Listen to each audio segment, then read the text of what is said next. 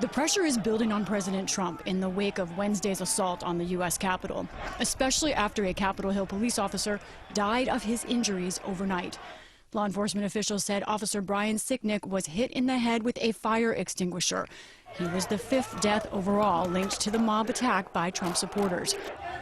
Another was Ashley Babbitt, seen here in video released by the Washington Post, confronting Capitol Police outside the House chamber.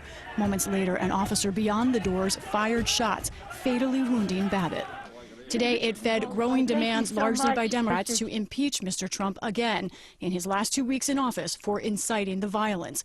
Congressman Al Green of Texas has brought up impeachment repeatedly in recent years. The president can be impeached, and this can be sent to the Senate post haste, and the Senate can take up the articles of impeachment. The Senate but only has to have the will to move forward and have a trial. House Speaker Nancy Pelosi is calling for the cabinet to invoke the 25th Amendment, declaring the president unfit and removing him from power. Vice President Mike Pence has so far indicated he won't support the move, something that would be required for it to happen. If so, House Democrats could introduce articles of impeachment on Monday. In the Senate, majority Republicans were nearly unanimous in backing Mr. Trump during his first impeachment a year ago. But Nebraska Senator Ben Sasse said today he would consider voting to convict this time. Donald Trump has acted shamefully. He has been in flagrant dereliction of his duty, and he will be remembered for having incited this and for having drawn more division into an already divided people. Good afternoon. In Wilmington, Delaware, President-elect Joe Biden said he'll leave any impeachment process to Congress. If we were 6 months out, we should be moving everything to get him out of office, impeaching him again, trying to invoke the 25th Amendment, whatever it took to get him out of office. But I am focused now on us taking control as president and vice president on the 20th, and to get our agenda moving as quickly as we can. Meanwhile, President Trump returned to Twitter now that the temporary ban on his account has been lifted. In a video message last night, he condemned those he said had defiled the seat of American democracy. He also acknowledged his fight to stay in power is over. To all of my wonderful supporters, I know you are disappointed, but I also want you to know that our incredible journey is only just beginning. Today, he tweeted he will not be attending President-elect Biden's inauguration on January 20th. The last president who refused to attend a successor's inauguration was Andrew Johnson in 1869. He, too, had been impeached and survived a Senate trial.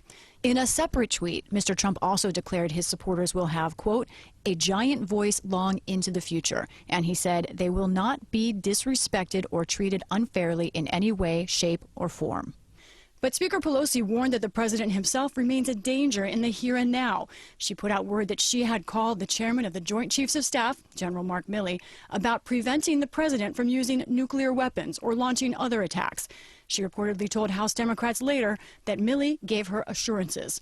There were also more arrests today, including Richard Barnett, the Colorado man seen with his feet on Speaker Pelosi's desk. And now Lisa joins me along with our Nick Schifrin. Hello to both of you. So much to ask you about. But Lisa, first, if the 25th Amendment is not going to be invoked, what do the prospects look like for impeachment? That's right. This is something that is gaining momentum, as Speaker Pelosi herself put out in a statement today.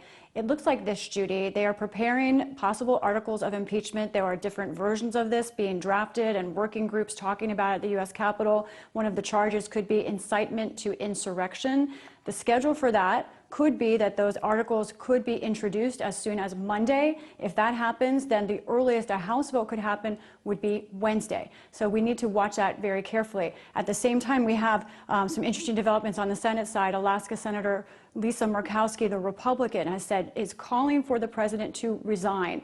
Even more, she is saying if he does not, she will reconsider her allegiance to the Republican Party.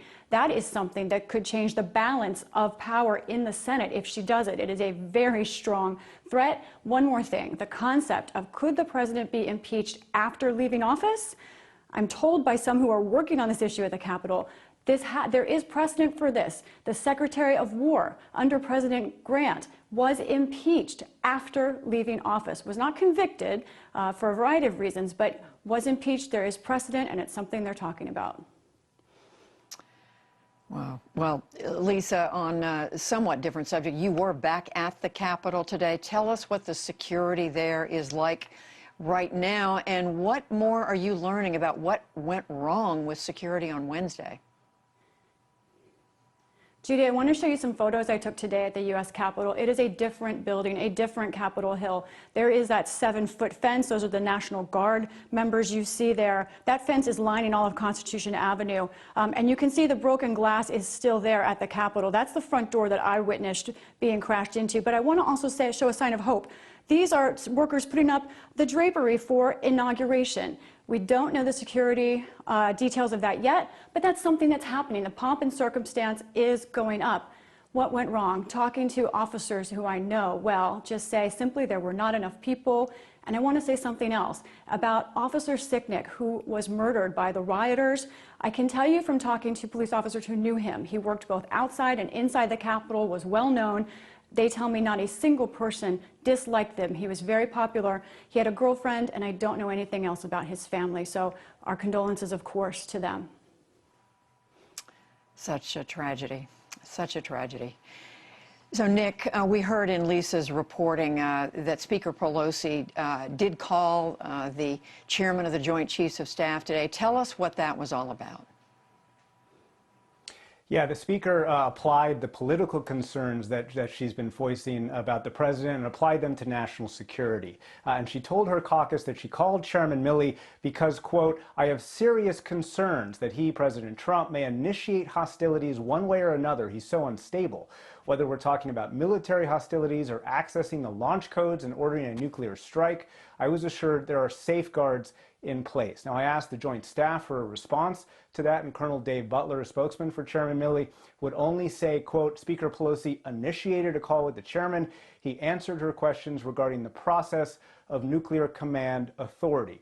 It is extraordinary that the president's sole authority to launch a nuclear weapon would be raised and that a chairman of the Joint Chiefs would acknowledge that it was discussed. Judy, the last time that we know senior officials had conversations like this was the end of the Nixon administration.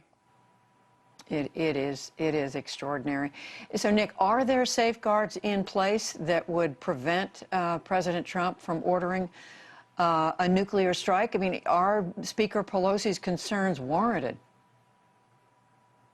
The president has sole authority to launch a nuclear weapon, but there's a debate if there's any way to prevent him from using that authority. The experts who I spoke to who say there are not safeguards describe this scenario. They say the president decides to launch a nuclear weapon against a legitimate military target that's been pre-approved by the lawyers, and the president orders relatively low-level military officers to execute. And then the only thing preventing that launch would be the discretion of those officers who work within a system, frankly, that's built to carry out the president's orders.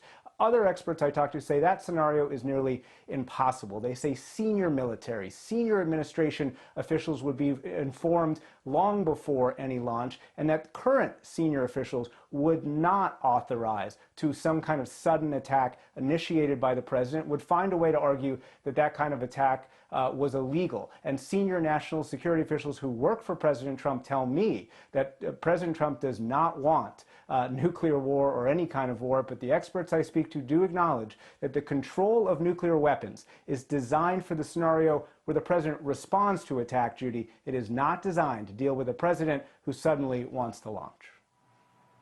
Well, it's a relief to hear you citing what the people around the president are saying, but it is also astonishing that we're even discussing this right now. Nick Schifrin, Lisa Desjardins, thank you both very much.